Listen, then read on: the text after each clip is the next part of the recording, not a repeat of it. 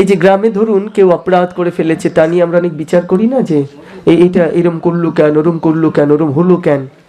এই হলো কেন এটা জিজ্ঞেস করুন ভগবানের কাছে।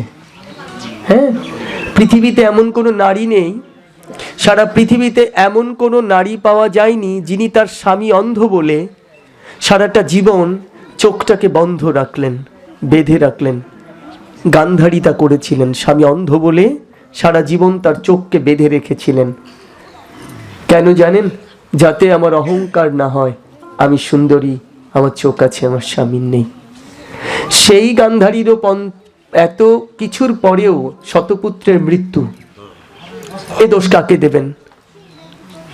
ছেলে দুষ্ট হলে তো বাবাকে দোষ দেন, কেমন ছেলে জন্মাইছো, বাবা মাকে দোষ দেয়, তোমার কারণে তোমার ছেলে এমন হয়েছে।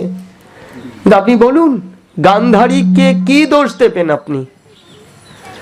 যে দ্রৌপদী ভগবান কৃষ্ণের একমাত্র আস্বাদিত বন্ধু, যাকে সখী বলে ডাকতেন, ভগবানকে সখা বলে ডাকতেন, সেই দ্রৌপদী তার দেহটাকে 5 জন স্বামীকে দেখাতে হলো, কোন দোষ দেবেন?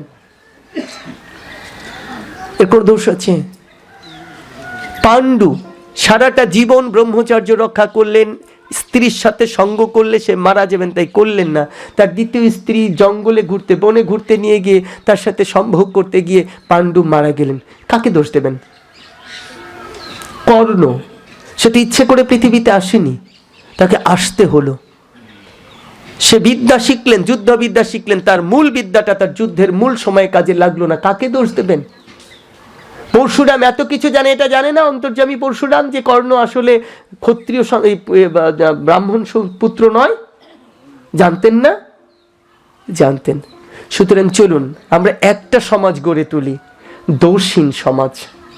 আমরা যেন কারো দোষ না দেখি। শেষ কথাটা বলে আজকের মতো বিশ্রাম দেব। কথাটা হচ্ছে এই, এক পাগল চিৎকার করে দরজা বন্ধ করে বলছে, ভেসে গেল, ভেসে গেল গো, ভেসে গেল। সবাই দৌড়ে এসে দরজা জানলা মারছে, এই কি হলো, কি ভাসলো, কি ভাসলো? বলে গৌরের প্রেমে জগৎ ভেসে গেল গো, গৌরের প্রেমে জগৎ ভাসলো। সবাই এটা বুঝে নিয়ে বাড়ি ফিরে গেল। কিছুক্ষণ পর আরো জোরে চিৎকার, শোনো ভেসে গেল। সব দৌড়ে আসলো, কি ভাসলো? বলে গৌরের প্রেমে জগৎ ভাসলো, আমি ভাসলাম না। জগৎটা গৌর প্রেমে ভেসে গেল, কিন্তু আমি ভাসলাম না। গুরু কৃষ্ণ বৈষ্ণব তিনের দয়া হলো, একের দয়া ভিন্ন জীব নরকেতে গেল। এই এক হচ্ছে আমি, সমস্ত আমার দোষকে আমি খুঁজবো। পরীক্ষিত মহারাজ বলেছিল, আমি তো সঙ্গ করেছি। আমি সঙ্গ করিনি? আমি রাজা, আমার প্রচুর সঙ্গ হয়েছে, সেনাপতিদের সঙ্গে, প্রজাদের সঙ্গে, আমার স্ত্রীর সঙ্গে, আমার সন্তানের সঙ্গে। সেই দিন সুখদেব গোস্বামী বলেছিলেন, এ সঙ্গ সে সঙ্গ নয়। যে সঙ্গ জয় করলে রাম তোমার পুত্র হয়, সেই সঙ্গটা তোমাকে করতে হবে। এই সঙ্গ সে সঙ্গ নয়। বলে কোন সঙ্গ? ষড়রিপুকে দমন করো, 10 ইন্দ্রিয়কে জয় করো। যিনি ষড়রিপু দমন করে 10 ইন্দ্রিয়কে জয় করে, তিনি দশরথ হয়। রাম তার পুত্র হয়ে তার ঘরে এসে ধরা দেয়। নিজের দোষটা খুঁজে বের করো পরীক্ষিত, তবে দেখবে পৃথিবীটাই সুন্দর। বলে কোন সঙ্গ করব? শুধু সাধু সঙ্গ করো, সাধু সঙ্গ করো। সাধু সঙ্গ তোমার মৃত্যুকে অমৃত করে দিতে পারে। সুতরাং আমাদের এই কলিযুগে আর কোনো ধর্ম নেই। এই কলিযুগের ধর্ম হচ্ছে বৈষ্ণব সেবন আর নাম সংকীর্তন। যে যে অবস্থায় আছি আমরা যেন নাম করার করুণা আমাদের ভগবান দান করেন, আমাদের যেন সেই কৃপা দান করেন, আমরা যেন সকলে নাম করতে পারি। খাইতে শুইতে বসতে ঋতুস্রাবে সহবাসে, আবার বলছি, খাইতে শুইতে বসতে ঋতুস্রাবে সহবাসে আমরা যেন সকলের নাম করি। আপনি জানেন না সহবাসের সময় আপনার মৃত্যু হবে কিনা, আপনি খাইতে বসে মরবেন কিনা আপনি জানেন না। অন্তরে নাম রাখুন আর হাতে কাম রাখুন। শেষ কথা রামকৃষ্ণ পরমহংসদেবের, এক হাতে কাম করো, এক হাতে নাম। যেই সময় তোমার কাম শেষ হয়ে যাবে দেখবে বাহু তুলে 2 হাতেই তোমার নাম।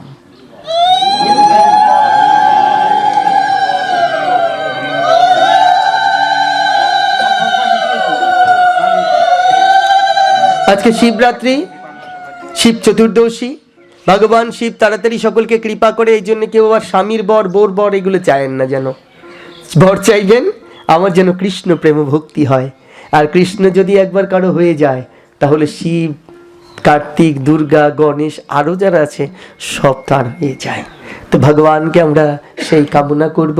আর বৈষ্ণব কিন্তু শিব সর্বশ্রেষ্ঠ বৈষ্ণব, তাকে সাধন না করলে কখনো কৃষ্ণ প্রেম পাওয়া যাবে না।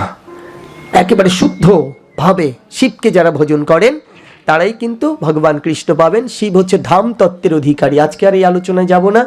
পথ চলিতে আর বলিতে সদা লৌরে কৃষ্ণ নাম, হরি নাম মহানাম, জপ নাম অবিরাম। সকলে নাম জপ করবেন, ভালো থাকবেন, সুস্থ থাকবেন, সুন্দর থাকবেন। সকলের সর্বময় মঙ্গল কামনা করে আজকের মতো ভাগবত ভগবানকে বিশ্রাম দান করছি। হরি হরয়ে নম, কৃষ্ণ যাদবায় নম, যাদবায় মাধবায় কেশবায় নম, হরি হরয়ে নম, কৃষ্ণ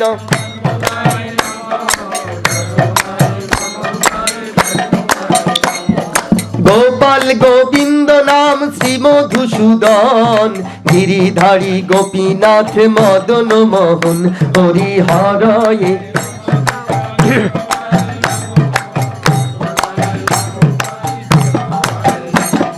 শ্রী চৈতন্য নিত্যানন্দ, শ্রী অদ্বৈত সীতা, হরি গুরু বৈষ্ণব ভাগবত গীতা, হরি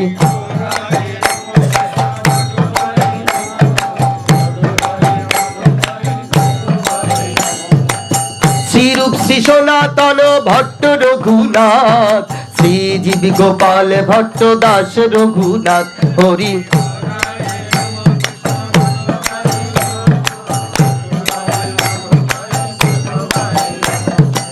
আনন্দে বল হরি ভজ বৃন্দাবন, শ্রী গুরু বৈষ্ণব পদে মজাইয়া মন, হরি হরয়ে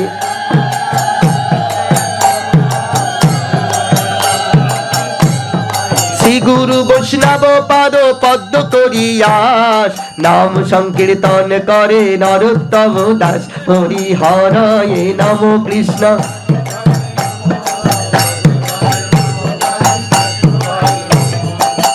আমরা সকলে একবার জোরহাট করব। যারা পারবেন বলতে বলবেন, না হলে মনে মনে বলবেন, মানে আমি শুনছি এইরকম ভাবে বলবেন। ওম নমো ভগবতে বাসুদেবায়,